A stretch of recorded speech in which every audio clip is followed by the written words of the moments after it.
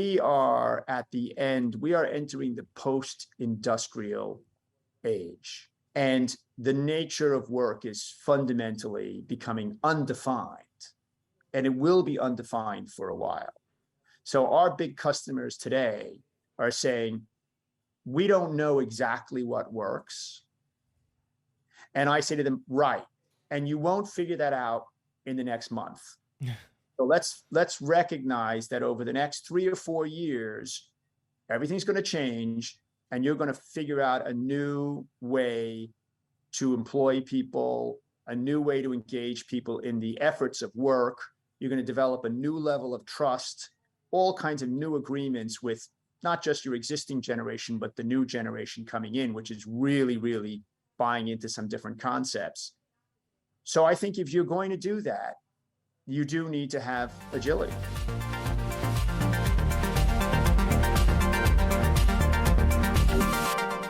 Hi everyone, welcome back to the HR Leaders Podcast. On today's episode, I'm joined by Dimitri Boylan, who's a Vice President and CEO at Avature. During the discussion, we talk about the next generation of HR technology and how companies can drive digital transformation in the new world of work. As always, before we jump into the video, make sure you hit that subscribe button now, turn on the notification bell, and follow on your favorite podcast platform. With that being said, let's jump in. Welcome to the show, Dimitri. How are you? I'm good, doing well. How are you, Chris? I'm good. I think you win the award for the best chandelier. Shard. Yeah. Shard, and they went big on chandeliers. Yeah, you would think so. It's in the name, really, right? So they were like, oh, right. Yeah. Right. So you're yes. in London. It's so almost a chandelier upside down itself. Yeah, that is true as well. Yeah, it's a good design. So what brings you to London? Oh, my child is going to uni. Oh, I'm delivering her. How does that feel? They're moving out. Is it like, as a parent, how does that feel? Well, the children, when they move out, they're much happier than the parents are. Yeah, I noticed. It's like, we're gone, out of here. Yeah. Is that the last one out now, or you? No, it's the first one out. Oh, so that's first one out. This is not traumatic. Not yet, anyway. No. Right. Yeah, not really. Look, before we jump in, tell everyone a little bit more about your personal journey to where we are now. Oh, well, I was born and felt good about that. It's been, I guess, I still have to go back to hotjobs.com, which was a company that I co-founded in '96, which was really the beginning of sort of and before that I was a headhunter. Okay. But the beginning of sort of tying technology to HR. I guess you could think of it as HR. We didn't think of it as HR at that time. And I think, because I had done work with supercomputers before that, but, it had nothing to do with business, right? It was all just science. So sort of brought, technology together with the recruiting, and the internet was really the perfect place to do that. So it was about the browser and the creation of the internet. And we created an online database, and we created an online posting system so people could go in and do HTML in 1996 and put an ad on the web, and nobody wanted to do it. We called a lot of people and asked them to do it. And we finally called Apple Computer, and they said, well, there's nobody on your system, so why should we put anything on it? We said, well, we still think it's a good idea for you to do it. And they said, well, we like the system, so we're going to do it. So Nice. They paid us, and they posted their jobs. Because job boards before that were actually, you had to fax your job description into the job board. And then in the job board, you could get the address and you could send your resume. And so we created an online resume database, and we created an online posting system. And we thought, that was just a better way to do it. Yeah. We didn't think deeply about it. Yeah. So we kind of became popular on the West Coast, and then we kind of did well throughout the whole United States. And we went public, we got acquired. I mean, it's a public company, and Yahoo came and bought the shares. So when I came back into HR and tech, I sort of started with what I thought was a big pain point, which was sourcing on the internet, because the internet was huge. There was tons of data out there. But it didn't mean that it was easier to find what you wanted. So we focused on sourcing through multiple systems with a federated search system. Then we got into CRM and engagement and stayed away from the whole applicant tracking market for, I'd say probably 5 or 6 years. Yeah. I think that helped us to focus on things that were newer and had impact, but that companies weren't yet doing. And that's a great way to come into the market, usually. When you was looking at coming into the market, what were the questions you were asking yourself in terms of what makes us different? You know, there's so many different platforms and solutions out there. What was the thought process? Well, we started doing CRM for recruiting, and actually for about 5 or 6 years, there was no other system doing it. And we used to have companies say to us, look, we want to bake you off against 2 other companies. So can you recommend 2 more companies that do CRM for recruiting? And our answer was always, well, we can't really. So for a while there, we sort of had the market to ourselves, which is a good thing. Obviously, the market then crowded up after that. It became an interesting space, and lots of other companies started creating systems, and it became more like a normal competitive marketplace. Yeah. What's top of mind for you right now, especially given the last couple of years that we've had behind us? Well, we several years ago, we were sort of pushing the agility idea, right? Because we thought that the way CRMs were built were more conducive to that type of thing. In marketing, you do things. If they work, you do more. The things that don't work, you don't do as much, right? And you sort of figure out what works. And recruiting was kind of like marketing. You couldn't really define what was going to work. Yeah. Okay. You go out there, you do things. Some things work, some things don't. So you need to constantly change your game. So we loved the idea that agility was becoming popular as a concept. I think we had a little more trouble when we got deeper into HR functionality with the agility message.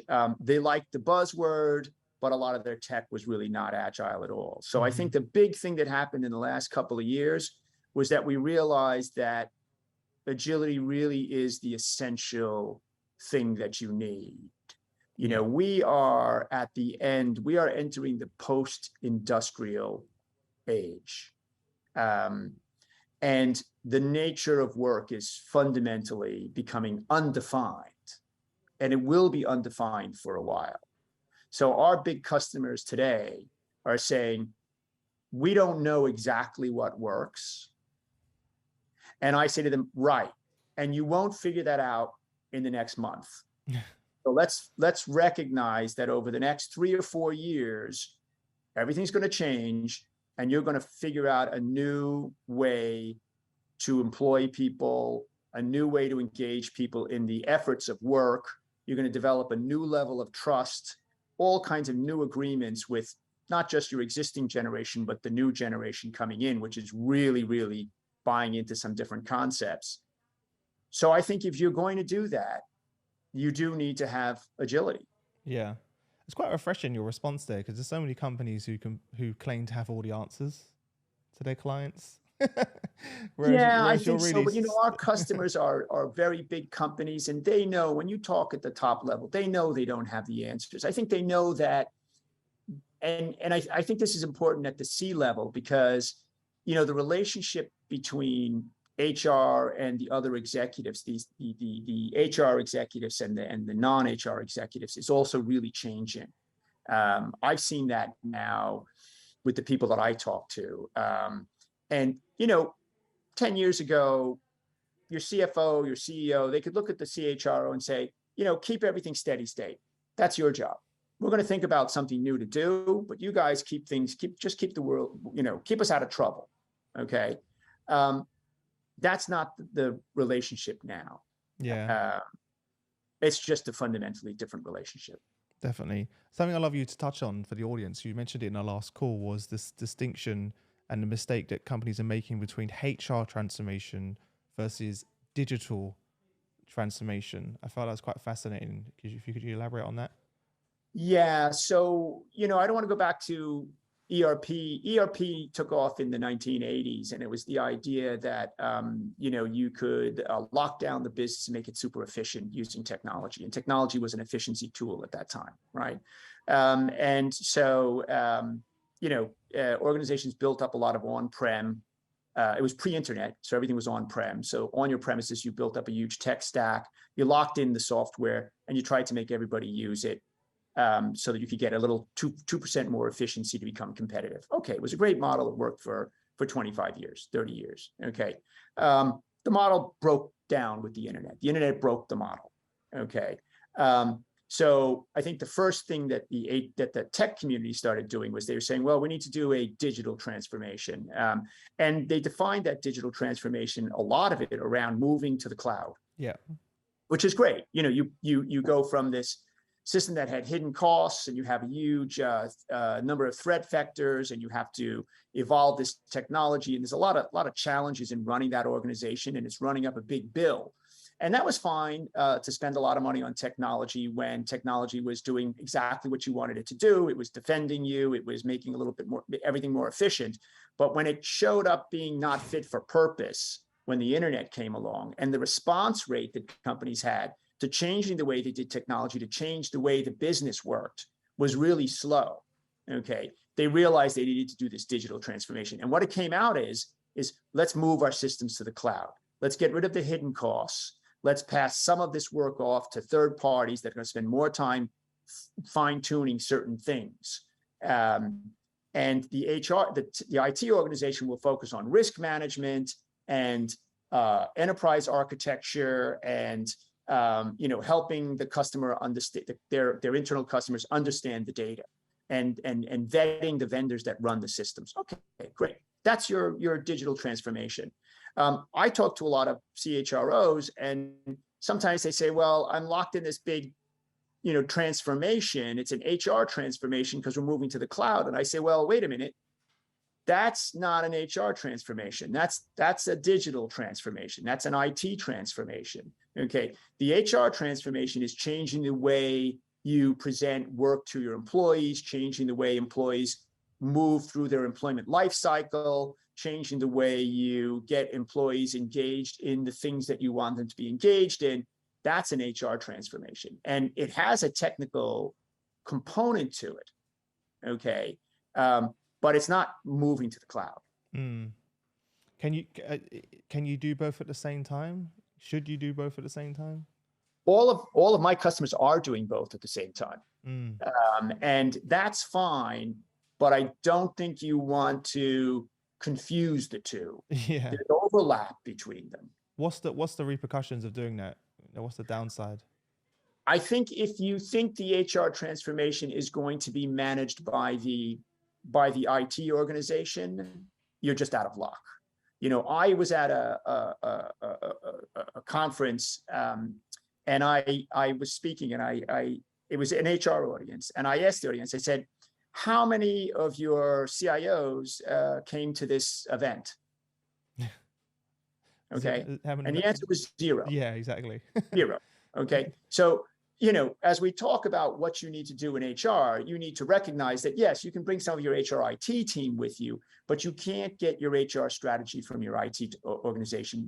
And you can't get it from the CIO. And he's not pretending to do that. But what you can't also allow to happen is have the tech organization say, we have such a big transformation to do technology-wise, because, we're behind. Okay, we need to do this, that you now need to put this other transformation on the back burner, because that's a dangerous thing. Yeah. What do you think are some of the things that are being overlooked by HR leaders and tech vendors at the moment? Well, I think, tech vendors are mostly selling software that was designed 15 years ago. Okay. And, that's because of the economic model of software. Okay. As a business. Because of that, it's just the functionality, even if it was best of breed 15 years ago, it's not fit for purpose today. Right. Mm-hmm. So I think that, the buyer has a problem with that. The HR buyer is struggling with the legacy systems not being right for what they need to do, and with the purchasing choices being other legacy systems. Yeah, basically. Or they're forced to go with that brand new startup where the paint is not dry, which for big companies is usually not a good option because it doesn't get through the infosec, it doesn't get through the legal department. You're bringing in something where, the company itself is really kind of new and doesn't have a good operating history. So you're kind of caught between two hard spots right there. So I think for the HR buyer, they're having a tough time with this right now. Yeah. Well, how do you navigate that then with your own organization? I think, I don't want to sound like, because it's not just Avature maybe, but I think that if you're a company that is continuously building new product and evolving your product, Avature does 26 releases a year. Okay. I recognized in 2004 that the best thing about SaaS was that you could continuously develop your product. It was the best thing, hands down. Okay. So we have 400 core engineers out of 1,300 employees because we can constantly code. And I think the good thing about that is that you can constantly adjust your product to what's changing in the market. And the market is now changing at an incredibly fast pace.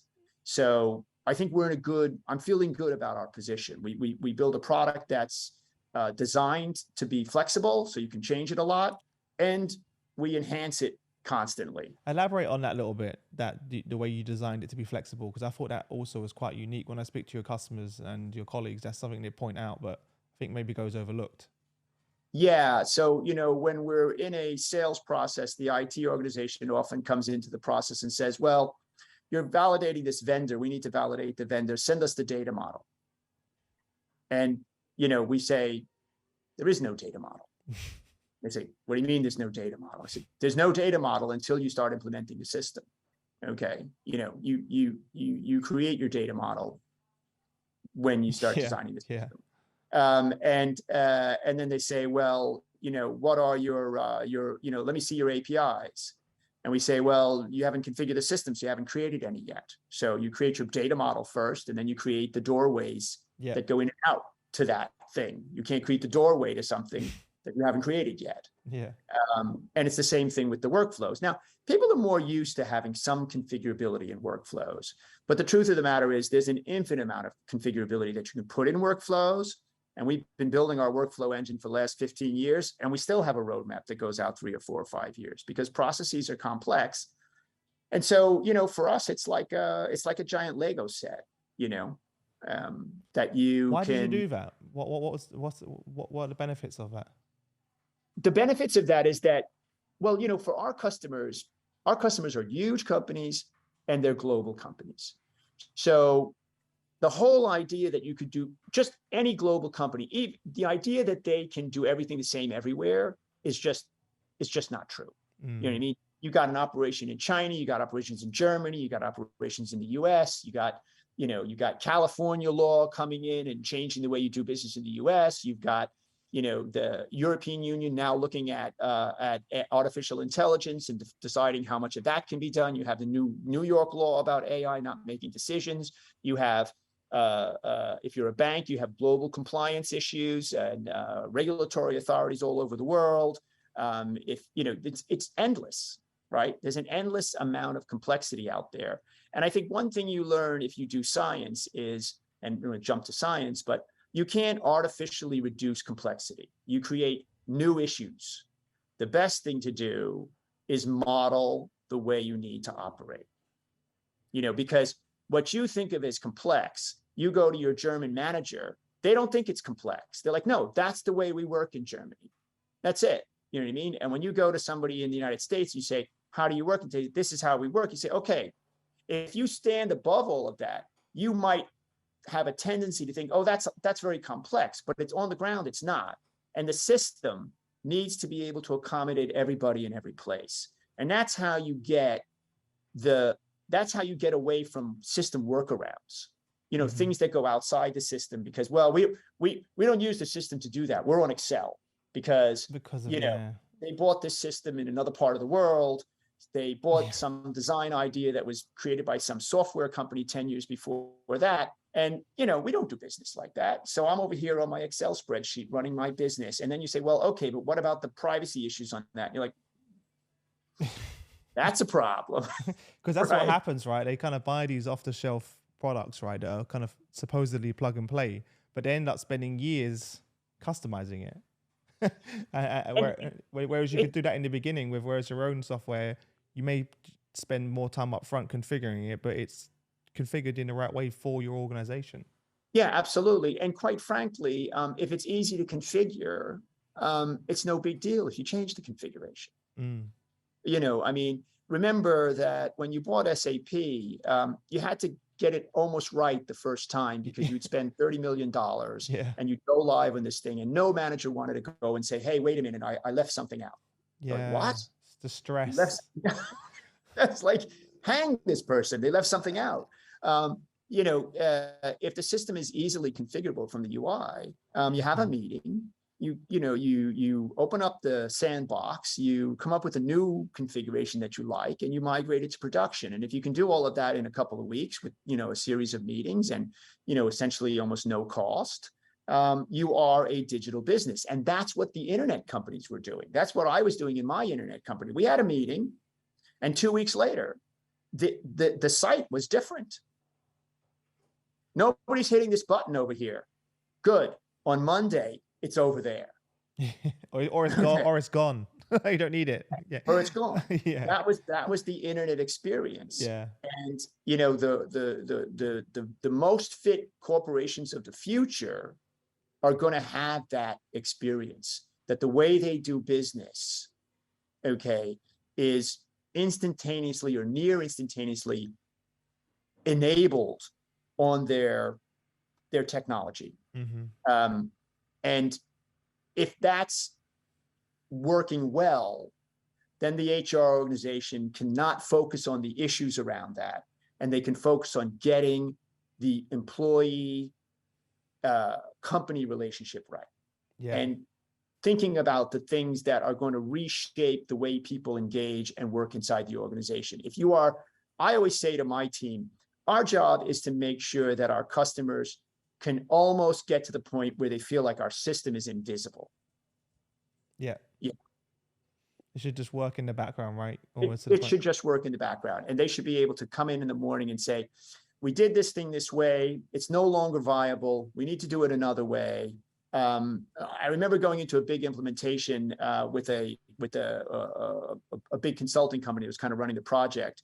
And they wanted to do all the modeling on Visio. And our guy said, well, we don't use Visio. They said, how can you not use Visio? We said, no, we actually do it on the system. Yeah, exactly. We just build it. You just build it. Yeah. Then you run it. And then see what happens, right? Right. And if you don't like what happens, you rebuild it. Yeah. It sounds so obvious. It sounds so obvious when you put it that way. I personally think it is obvious. So why do all these companies continue to do it the old way? Is it just because it's so hard to change because they're already set in that way? Well, they invested a huge amount of money. That ERP model of locking everything down and getting that 3% efficiency, they invested 40 years of huge amount of money in building that infrastructure. My customers are not the people who manage that infrastructure. They can't wake up. I talked to CHRO. They can't wake up and say, the tech organization is 10 years behind and I'm going to go fix it.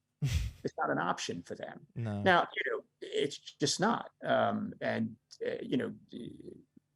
So it's going to take time to change. And I think that's the race. That's that transformation race that we're seeing in industry right now, where companies are trying to figure out how long is it going to take for them to get to that new spot, because you have competitive risks until you get there. And that's the downside, right? That is the risk, right? It is a competitive advantage. It's a competitive, technology is a competitive, technology is now the sword, not the shield. It still has to be a shield, but it's the sword as well. Love that. And so you have to start wielding it. You know what I mean? And so if you're told you have to wait 5 more years to get the sword in your hand as a manager, that's a problem. And that's even showing up in the recruiting as a recruiting issue, because when people come in now to work in a company, they're very concerned about what technology they're going to be getting to use. Yeah. Because if they're going to get stuck on yesterday's technology, they might only be able to deliver yesterday's solution as a manager. Yeah. Okay. And then they might not succeed. What are you given? I know when we last spoke, there's a lot of product innovations that are coming forward off the back of the recent a couple of years that we've had behind us. What are some of the things you're working on that what are you most excited about? Let me just put it that. Let me just ask that. Well, I'm excited, for Avature, we have a whole bunch of engines. We have a workflow engine, we have an AI engine, we have frameworks, and our system is built based on these engines and frameworks. The thing I'm excited about is really, well, we have a portal builder. We're going a little more as our customers get, this is what I'm excited about. As our customers get more and more muscular and confident on the platform, they're beginning to do more and more things. Okay. And so like at this user conference next week, we actually have the tech track. Okay. And we see the tech people coming to the event. So our CHRO and down, leadership, they come to the event. Okay, that's great, but they haven't been able to get tech to come.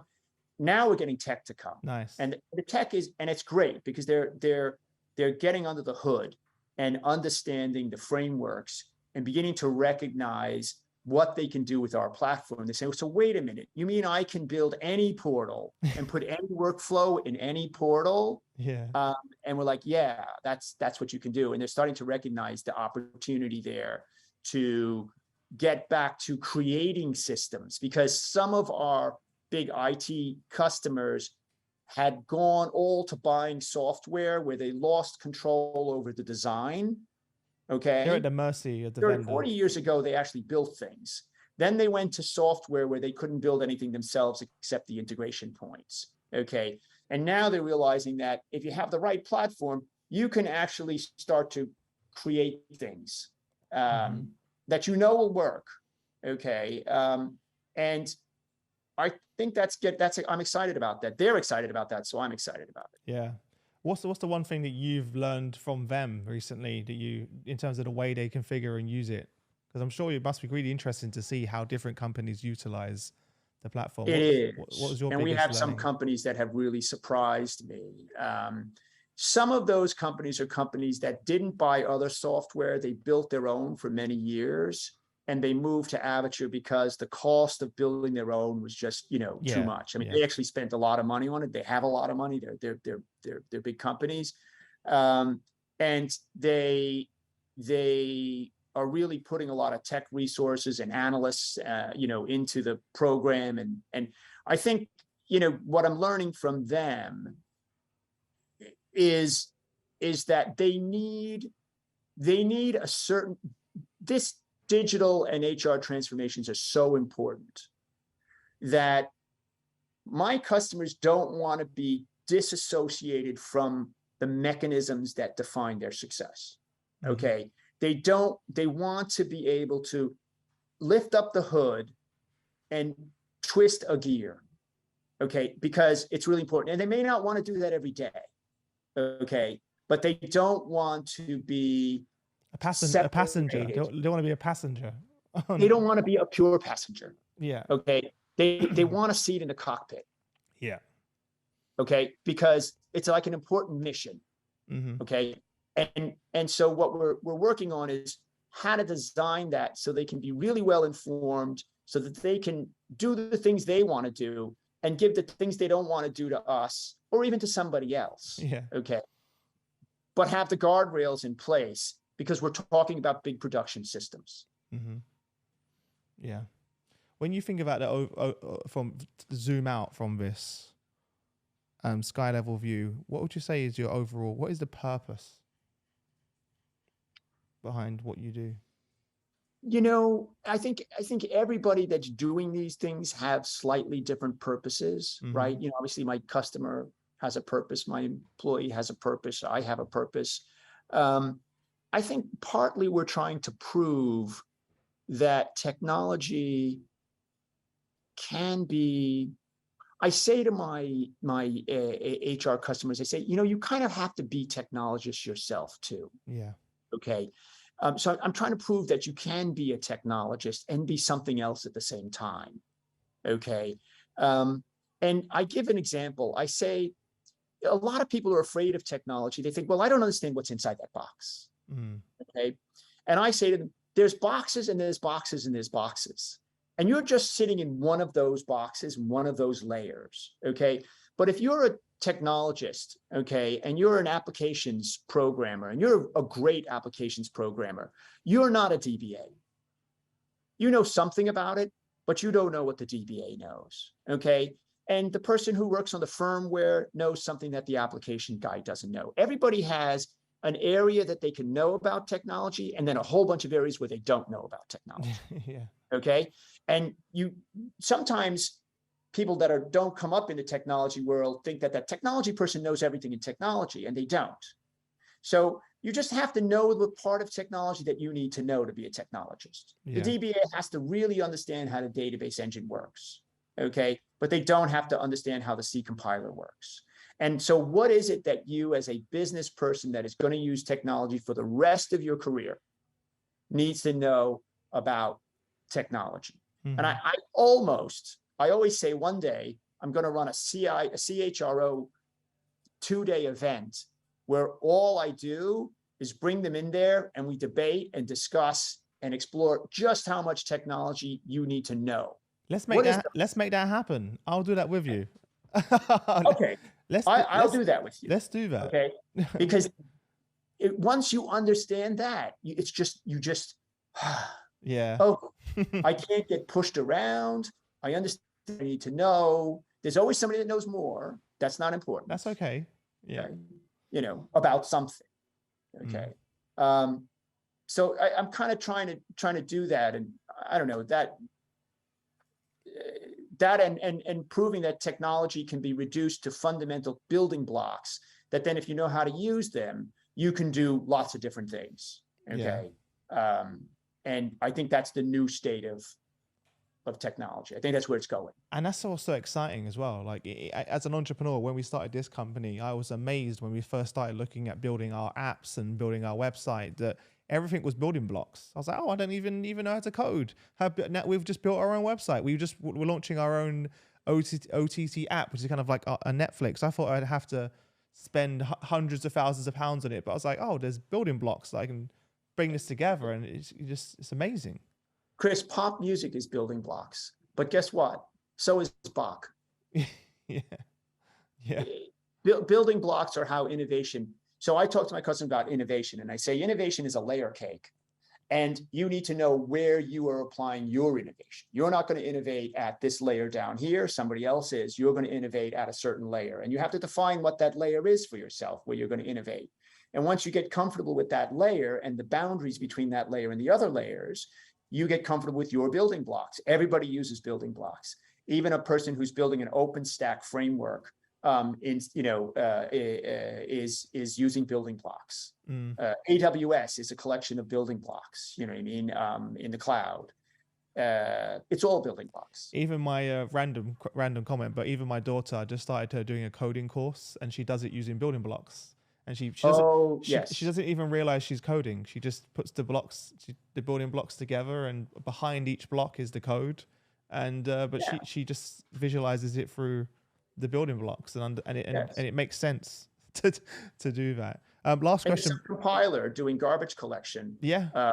And you don't need to know about that. No. Because the C++ programmer had to know about that. And then the Java programmer didn't need to know about it anymore. Garbage collection got taken care of, during while the system was being compiled, and suddenly, the programmer was at a different level. Mm-hmm.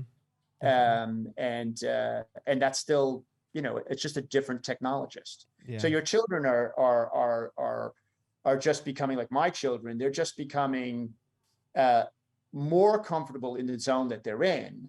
And the new generation, does want to have more control over their technology. And I think this idea that don't touch the technology, it's too complicated for you, was a message in corporate America that was given to the non-tech people for too long. And so, the new generation doesn't accept that. It's no. Yeah. I build I add apps to my phone. I want control over my PC. I want control over my life. And I think it's going to have a very big digital component to it, and the digital component to my career. And I need to have some level of control over that. Yeah. Listen, last question before I let you go. What would be your parting advice that you'd give to HR executives out there? I think the focus, I think you have to spend some time getting the digital,